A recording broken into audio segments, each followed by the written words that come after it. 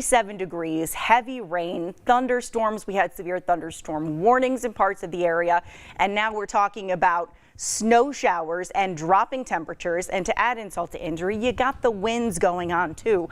So right now the majority of the rain is out of the way, and we are just looking at some snow showers. As you can see, some of those roads are going to be covered, and anything that is wet has the potential to become icy if untreated. These snow showers have also produced some snow squall warnings in parts of central Pennsylvania, but you can see this snow is all the way back up to and through the Great Lakes, and we are going to continue to be dealing with this here at least through the first part of the overnight hours. Not going to last though all night. In downtown Wilkes-Barre, lots of cloud cover in place. A lot of our snow has been to the north and west. It's now 29 in Williamsport, 28 Towanda, 31 in Tunkhannock. We're still in the 30s into Lehighton and also down into Pottsville, but temperatures are down from yesterday at this time by anywhere from 4 to as much as 19 degrees. And I am tracking even colder weather for tonight, especially compared to where we were this morning. We'll let you know if any more warm weather is coming. All right. Thank you, Valerie. 2 local borough police departments are set to regionalize at the start of the new year, and a familiar face will serve as chief. 2822's Joe Mason shares what this merger will bring to the area. It's official. The Edwardsville and Larksville police departments are combining as one. The soon-to-be West Side Regional Police Department will begin operations on January 1st. Its headquarters will sit on the site of St. Anthony's Church in Larksville. West Side Regional Police Chairman John Soprano says this is both a strategic and convenient location. It's right on the border of Edwardsville and Larksville. It's right in the community. It'll really make that a nice area in that section of town. Current Wilkes-Barre Police Chief Joseph Coffey will step down and serve as chief of the new department. He will make around $110,000 in his new role. I think we picked a great chief to lead the department. I think they're going to succeed very well. Ted Ritzik is the contractor for the project and has worked on several mergers in the past. He says regionalization is a net positive for municipalities. So before you would have 2 police departments, maybe with some part-time officers, maybe a few full-time officers. This allows the police departments to both provide better coverage and better services in terms of allowing for more promotional opportunities, as well as providing for things like detectives and upward mobility for the officers that are on the force. Soprano says this merger has been in the works for several decades. I know I started in Edwardsville 40 years ago, and the deputy chief at that time told me that they've been talking about it for a long time when he was there. So finally, in 2026, it's going to start. Now the plan is for the church and the bingo hall behind it to be torn down to make way for the new headquarters. There's still no timetable on when these headquarters will be complete. Reporting in Larksville, Joe Mason, 2822 News. The department will carry over into the new regional police department. A Luzerne County man is going to spend some time in prison after accidentally killing his friend.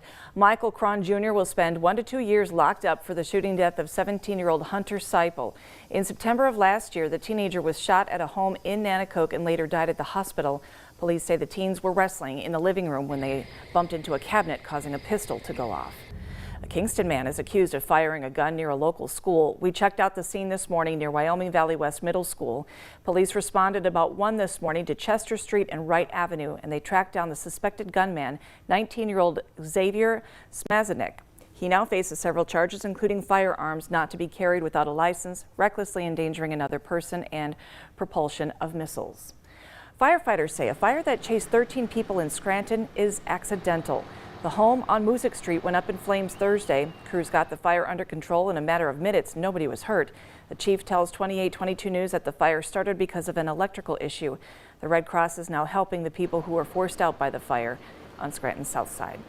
Heavy traffic area is open once again after years of highway construction. PennDOT shows proof that the twin bridges at the I-84-380 split in Dunmore reopened Thursday ahead of schedule. The project started back in 2020, and now that the bridges are open, the focus will shift to fixing up the abandoned Erie and Wyoming Railroad Bridge to become part of the Lackawanna County Trail Corridor. Crews should complete that project by next summer. And the Green Ridge Street Bridge in Scranton is also open. The nearly $20 million project to replace the old bridge began last year and resulted in a temporary bridge for traffic. Work will continue through the new year to install new curbs, sidewalks, drainage systems, and traffic signals on the north side of the road. That portion of the project is expected to be completed next fall. President Trump is taking aim at marijuana laws. Yesterday, he signed an executive order to expand research into medical marijuana and CBD. As 2822's Heidi Martens reports, this is a move that could change how doctors and patients across the country access and use cannabis-based treatments. President Trump's new executive order directs the federal government to move marijuana from a Schedule I drug to a Schedule III under the Controlled Substances Act. This change formally recognizes marijuana's medical use and removes major barriers that have limited scientific research. The order also calls for faster studies on medical marijuana and hemp-derived CBD products. The focus will be on safety, effectiveness, and long-term health impacts, especially for seniors and younger patients. Wyoming County DA Joe Peters says the order could be beneficial to research studies and help millions of Americans who already use medical marijuana to treat conditions. Medically, if we can prove that there are uses, and I'm all for extra medicine, particularly for our seniors and our veterans, and those needing extra medicines, that's fine. Peters says while he sees some benefits, he is concerned that this may be an opening to legal marijuana. If we legalize recreational marijuana, mark my words, we will lose an entire generation to malaise, to getting high, to no motivation, to accidents in the workplace, to impaired driving accidents, to emergency room admissions. Federal health officials say more than 40 states have already regulated medical marijuana programs, and millions of patients are legally using cannabis under a doctor's recommendation. Reporting in Tunkhannock, Heidi Martens, 2822 News. While the order does not legalize recreational marijuana, officials say it could significantly change how medical marijuana is researched, regulated, and discussed between patients and their doctors. In our Instapoll question today, we are asking, do you support marijuana being reclassified as a Schedule III substance? So far, the majority have said yes. If you'd like to vote, scan the QR code. You can also go through 2822news.com or on our app under the drop-down menu, and then head to our Facebook page and tell us why you chose the option you did, and we may share that comment during one of our newscasts. Almost all of us know someone touched by Alzheimer's, ALS, or Parkinson's. The effort in Pennsylvania to change that using new state funding coming up. Plus, spreading holiday cheer on two wheels, how a state senator and local nonprofit is teaming up to surprise some kids in need.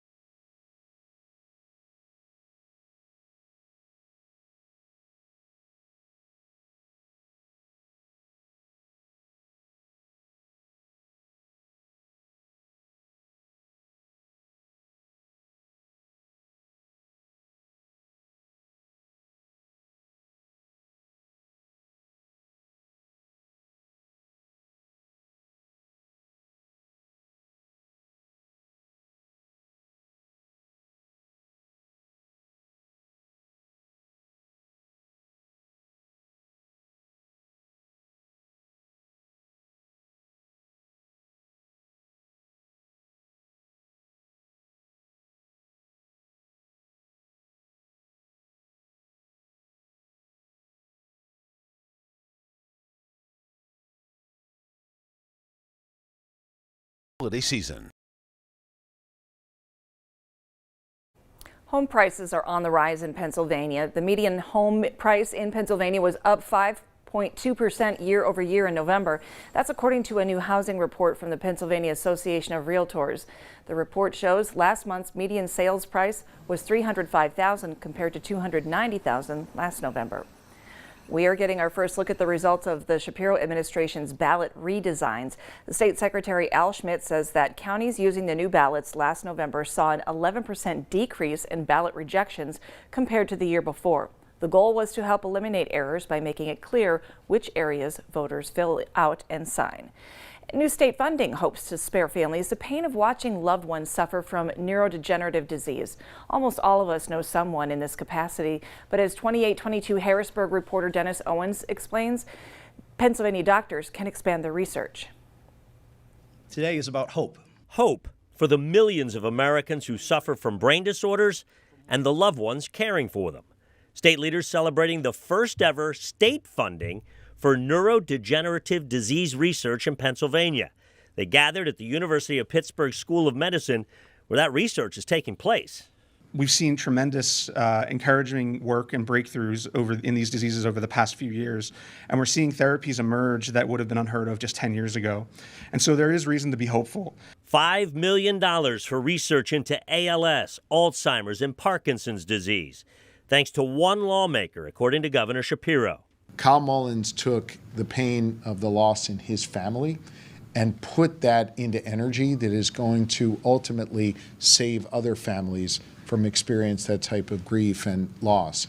State Representative Kyle Mullins lost his father to ALS 14 days before Josh Shapiro was elected governor. Less than 3 months later, Kyle was in the governor's office to discuss this funding and the grief it will cause. And you begin to grieve in anticipation of losing that person you love, as you watch them lose the ability to speak, to swallow, to walk, to remember your name, or to breathe. You prepare for that loss because there are no cures. No cures for diseases that are increasing. Cases of ALS or Lou Gehrig's disease could rise by as much as 25% by 2040. Alzheimer's cases could double in the next 25 years. Research is the only way to stop or slow those numbers, or at least manage the symptoms. His efforts received bipartisan support. I thank my colleagues who have supported me in times of grief. When fighting for this cause inevitably made me remember and miss my dad more than I could explain. And colleagues who always showed up with a yes vote each step of the way. More than just money, Kyle says his efforts are about giving hope where there currently is none. Hope that we're just from one clinical trial, from one breakthrough that makes these livable diseases. Dennis Owens, 2822 News. Alzheimer's or related conditions impact roughly 1 in 12 Pennsylvania families. Hundreds of local kids who might not otherwise get a bicycle for Christmas are getting one thanks to an annual drive. The Scranton School District is among the groups picking up the free bikes from a warehouse near Pittston. State Senator Marty Flynn of Scranton is teaming up once again with the nonprofit All About the Kids Bicycles to distribute the bikes. He started with 2,000 a week ago. Several hundred remain when we checked this morning. In the summertime, people say, are we even giving bikes out? Are kids even riding the bikes? But yet, we see it on a daily basis when the summertime comes. So it's a drive that keeps us going. The drive is you have a community that's hurting, and we want to do our best to help out. In a statement sent to us by State Senator Marty Flynn, he says getting these bikes out in time for Christmas means a lot, and it's special knowing some kids will wake up Christmas morning with a bike of their own. The bikes are being distributed across Flynn's 22nd Senate District, which makes up parts of Lackawanna and Luzerne counties. Many are out shopping for their holiday feast less than a week before Christmas. 2822 News stopped by Leonard's Kielbasa Market in Wilkes-Barre, where the staff is busy cooking, smoking, and meeting customers' demands for kielbasa. Leonard's has been serving up the classic sausage since 1923, and they say customers keep coming back each and every holiday season. Very busy. Word of mouth and reputation's been outstanding as well. Really drawing people in. It's a very Pennsylvania thing. Kielbasa at pretty much every holiday, Thanksgiving, Christmas, Easter. It's a very localized thing. 2822news.com has a list of the store hours for Leonard's Kielbasa Market.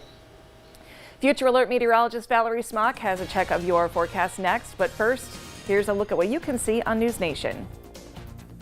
Batya Saturday. Journalist Piers Morgan on the rise of anti-Semitism. And with ACA subsidies set to expire, Dr. Oz talks healthcare costs for Americans. Plus, pundits Scott Jennings and Mark McKinnon. Batya Saturday, 4/3 Central on News Nation. To find News Nation, go to newsnationnow.com.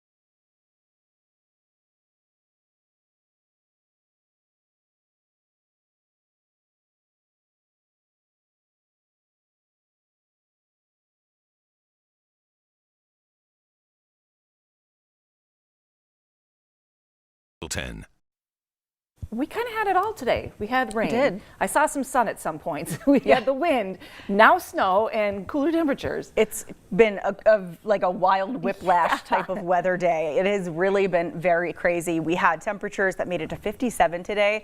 That's but, crazy. Like, don't let it fool you. That was closer to midnight. You know, right now temperatures are much colder, and we're now dealing with, that snowfall across the area. So here's what it looks like outside. That rain is, for the most part, out of our area, and now we're just looking at some snow, and some of this has caused some whiteout conditions back into central Pennsylvania, and the same system also brought in record precipitation in Mount Pocono. So we've had a lot going on today, and the problem is with these dropping temperatures, we've still got some pretty gusty winds, and now we're dealing with some snow. As these temperatures fall, anything that is untreated does have the potential to be slick. We've already seen some snow starting to stick to parts of the roads. Not everybody is seeing that, but it's been tough being able to get out there and treat those roads because you had all the rain washing it all away. Right now in Pottsville, you can see the cameras just shaking. It is still very windy, though we haven't seen anything in the way of moisture as we speak. We're at 30 now in Pottsville, Lehighton, 29 Scranton, Wilkes-Barre. We're also at 29 in Williamsport. Wind advisory, that is for all these counties shaded in orange. That is going to be in effect until 1 a.m. Saturday. For the counties in purple, which is Carbon and Monroe, that is a high wind warning, and that will be in effect through 10 o'clock this evening. We're talking strong to gusty winds here as we go through tonight.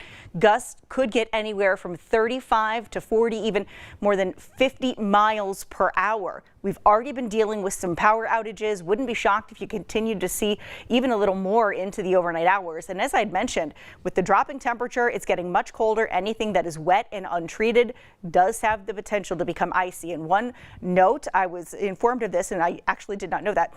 If you do not see any spray coming off of the car in front of you, off their tires, it's a good possibility you're driving on black ice. These temperatures will be back in the teens and the 20s here as we head through tomorrow morning. Far cry from where we were this morning, but we'll at least get to have a return of sunshine for your Saturday, and it's not going to be as windy, so that will be nice. Temperatures, though, only making it into the mid-30s.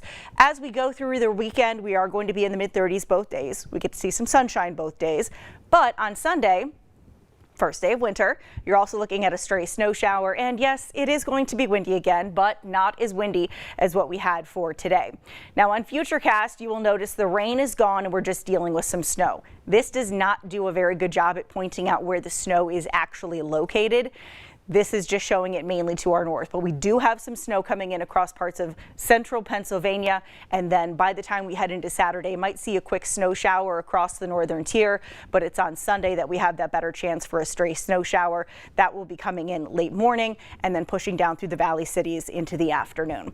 Here's a look at your Future Alert 7-day forecast. We do have a mix of clouds and sunshine through Monday with that stray snow shower possible on Sunday. And then on Tuesday, we're back to some rain and snow showers. Christmas Eve should be dry. And then for Christmas Day itself, we're tracking rain and snow showers, but highs are in the 40s. So there's your gift if you don't like the cold. Yeah, if you're not a fan of the cold, if you're not a fan of the snow, you're welcome for the 44. All right, thanks, Valerie. 28-22 Sports is next.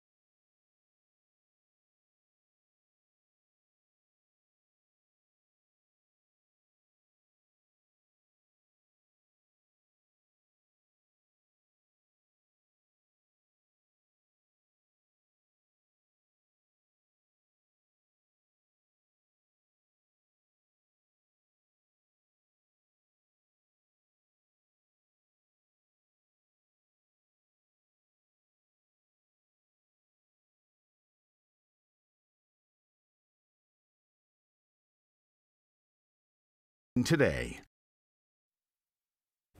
As the Steelers get set to face the Detroit Lions on Sunday, we are looking back on the 20th anniversary of the team winning Super Bowl 40 at Ford Field.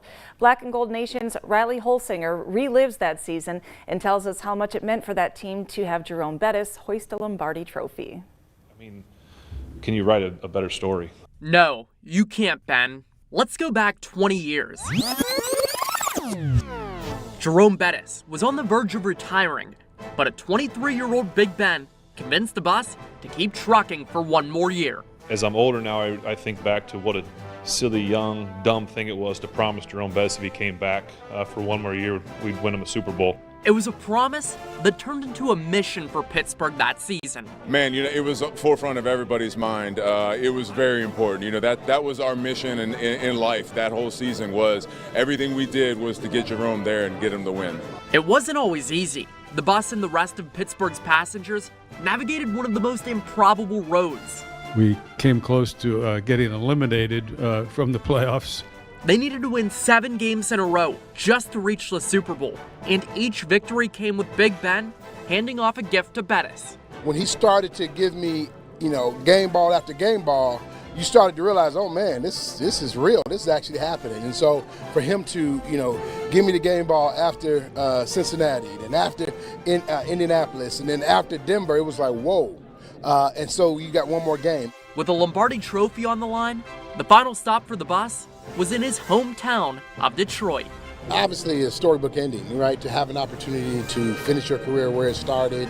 It's so many, different layers to that. My mother and father, they were at every single game I played. So for them to go on the ride with me and to finish in Detroit, hometown, right? So it was just such a special opportunity that I had. I mean, I remember that week, going to his family's house, his parents cooking. I mean, just spending so much time in his hometown. And so I think each of us wanted to win that for him. And that's exactly what happened. Pittsburgh sent the bus riding off into the sunset with a 21-10 win against Seattle. For the Steelers for it to be their 5th championship, one for the thumb, and to do all of that in my hometown, it was a joyride that really I still haven't come off of. It's a joyride with the bus that the Steelers franchise will never forget. The Steelers and the Lions kick off from Detroit on Sunday at 4:25 on WYOU. And we'll be right back.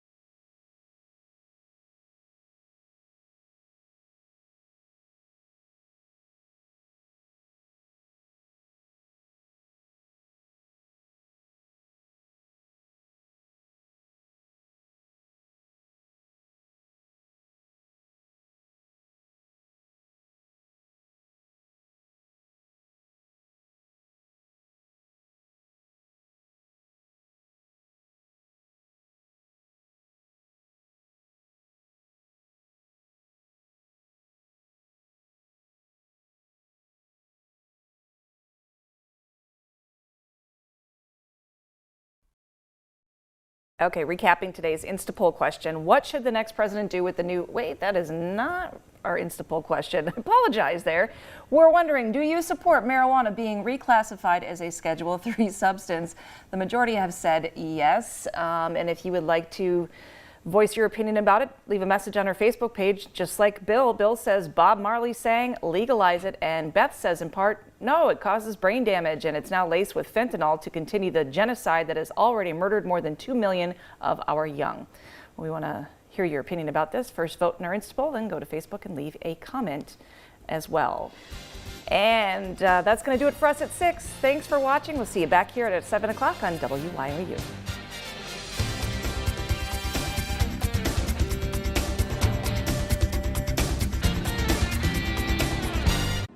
I'm Maddie Beertemple from Capitol Hill. Here are the latest headlines from Washington, D.C. Wednesday.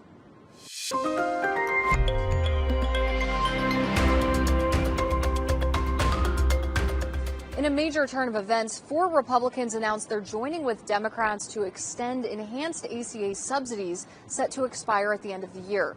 Our Raquel Martin reports.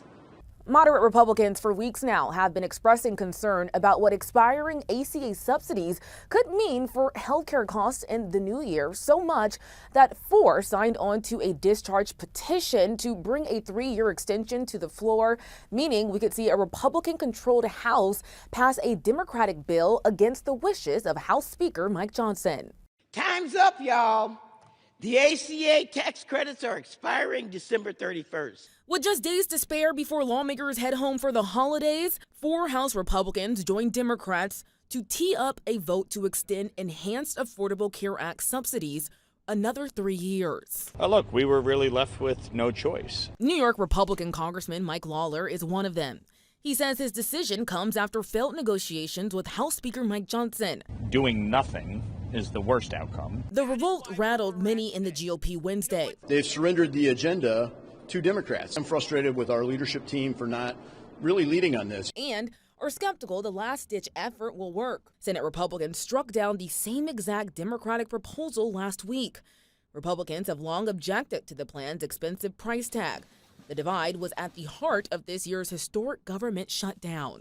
I doubt it'll go anywhere in the Senate. Miracles are possible. Jesus might come back, but I doubt it. Missouri Republican Senator Josh Hawley is keeping hope alive.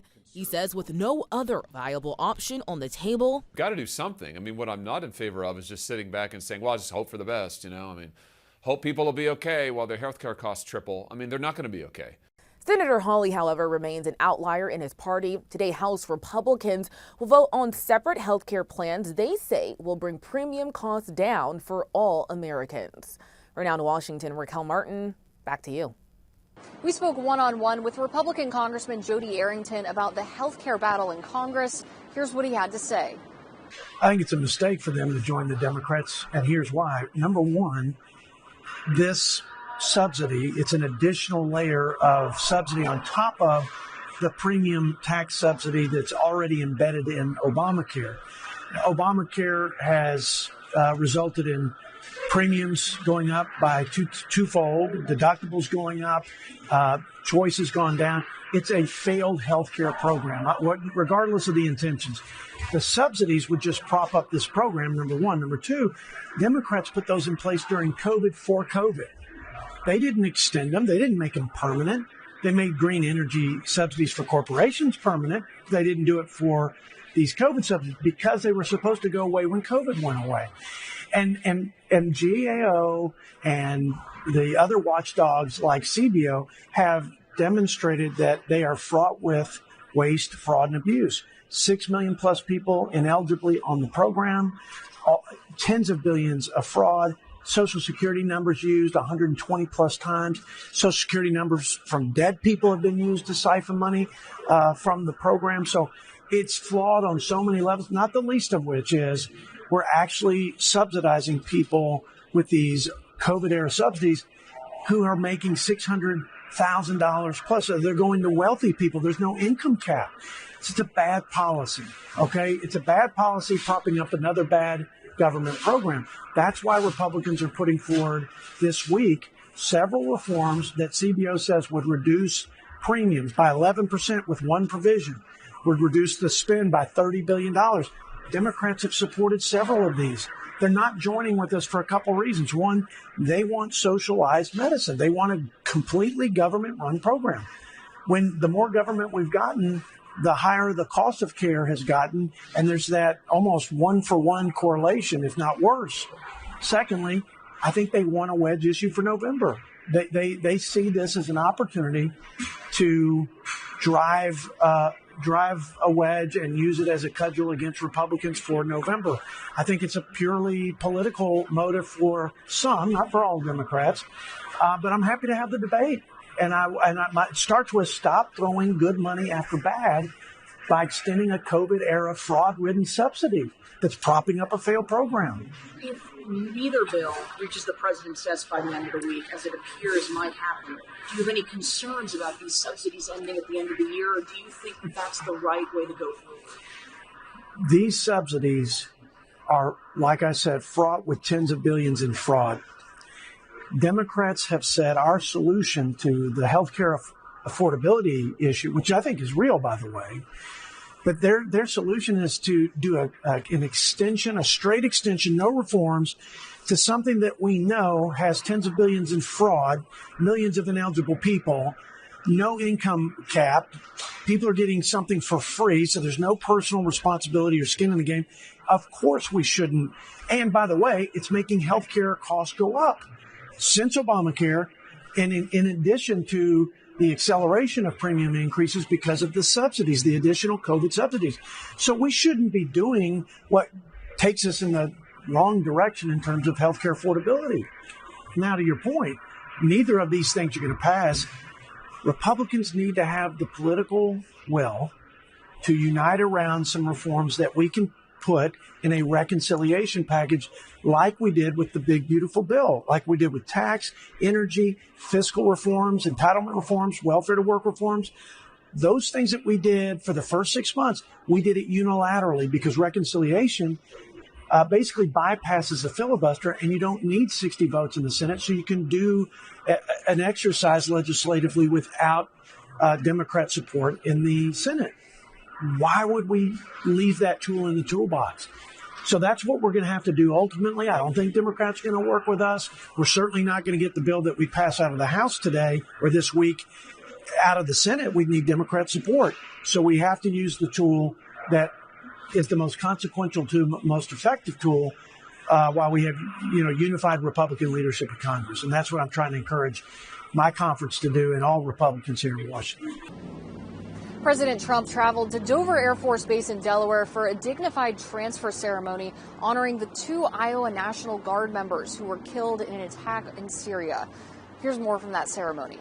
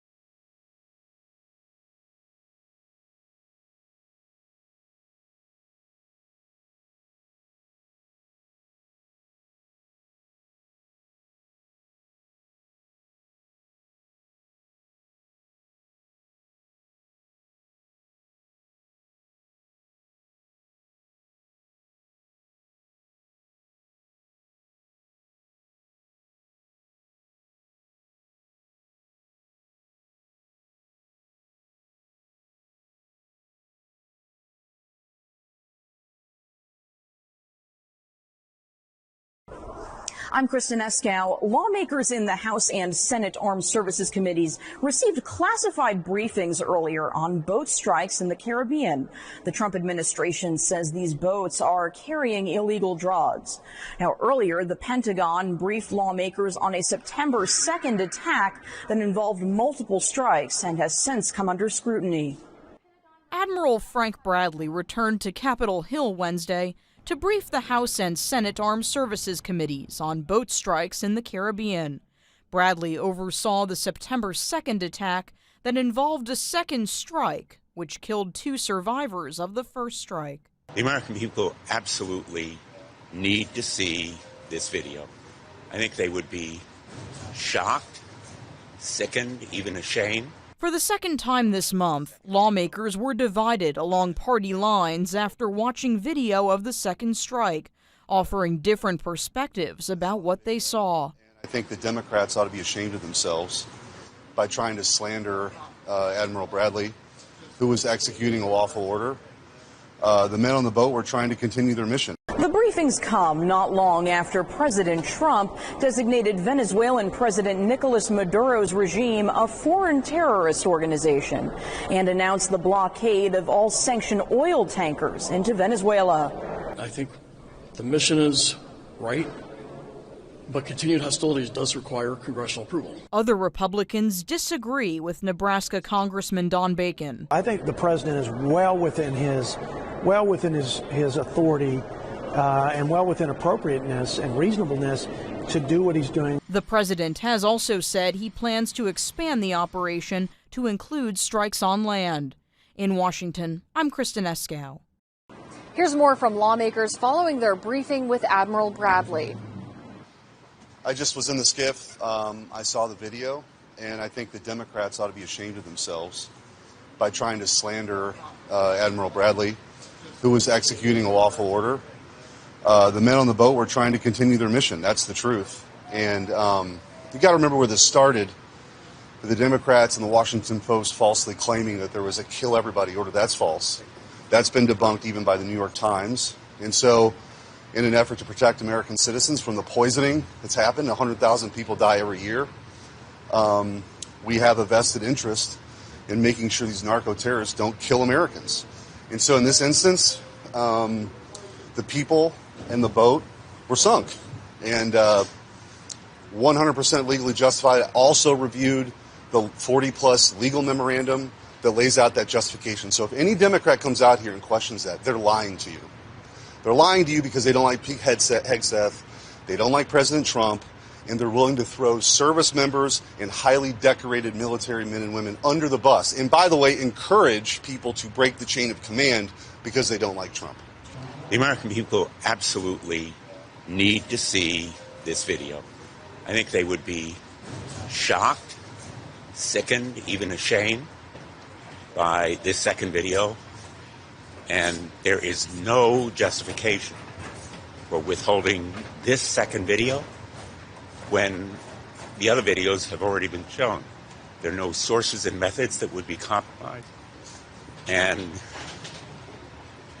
I was just really deeply disturbed, even shocked. What about the legality of it? Does it amount to a war crime, do you think? I think there are serious questions about criminal culpability here. And there is certainly a need for more intensive, thorough investigation, an immediate subpoena for all of the records, documents, orders, after-action reports, and other videos. And I'm deeply worried that there may be a loss or destruction of evidence here. This just confirms what I said yesterday, that the processes we're using to find, fix, and finish these terrorists are the same processes we've been using across multiple combatant commands, geographies all over the world, multiple administrations, Republican and Democrat, with allies as well, our Five Eyes allies and our NATO allies. We've been conducting thousands of strikes like this for years. It's not pretty for folks in this body, very few of whom have served, even fewer have served in combat. Seeing people get killed on video is not fun, and they don't like the messy reality that we kill bad guys, and that's our job. So Admiral Bradley's done a great job. I'm totally confident in the legal basis for what he's done. and we got to keep going, because until these guys are done shipping drugs, there's still a threat. It's worth pointing out that since these strikes have begun, the amount of drugs crossing into America has absolutely plummeted. And those drugs kill thousands, tens of thousands of Americans. So the job that this task force has been given by the administration, which is to eliminate the flow of drugs into this country, is working, and everything they're doing is legal. The Admiral was very candid with us. I appreciate that. But what I can say, it's deeply disturbing. And what I will say, without revealing anything that happened in the classified briefing, I have deep, deep concerns about why the second strike was conducted.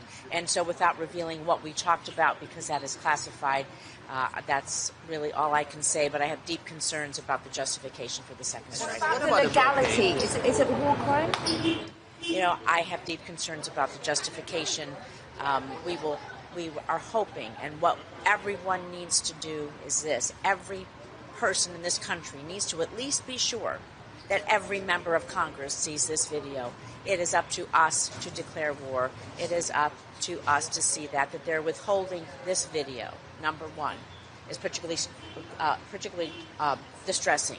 Number two, why do they release some videos and not this video? And so they say, well, those videos are edited.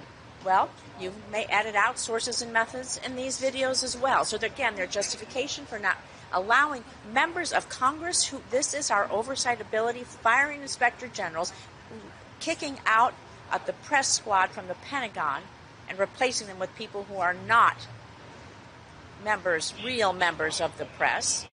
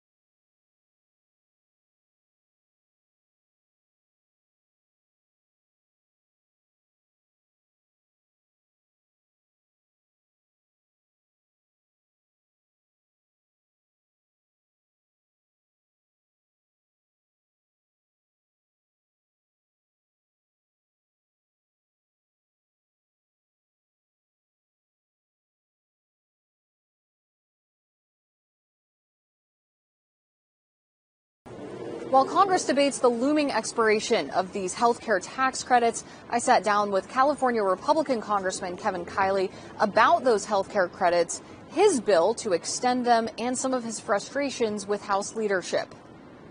Without an extension of Affordable Care Act tax credits before they expire in 2 weeks, millions of Americans could see skyrocketing healthcare costs. What that means is for tens of thousands of my constituents, 22 million Americans, you're going to be paying thousands of dollars more for healthcare. California Republican Congressman Kevin Kiley says Speaker Mike Johnson's plan, which doesn't extend the credits, is unlikely to become law, and neither is Minority Leader Hakeem Jeffries' 3-year extension. What we need is a compromise, and that's the basic problem here, is an unwillingness to compromise. The Speaker won't even bring anything related to the extensions to the floor, and the Minority Leader is unwilling to consider any of these compromise bills that have been offered by Democrats and Republicans alike. Kiley sponsored one of those bipartisan bills, the Fix-It Act, to extend the tax credits for 2 years and pay for the extension with other reforms. But Democrats' plan gained some momentum Wednesday when 4 moderate Republicans, not including Kiley, signed onto a petition to force a vote for a 3-year extension.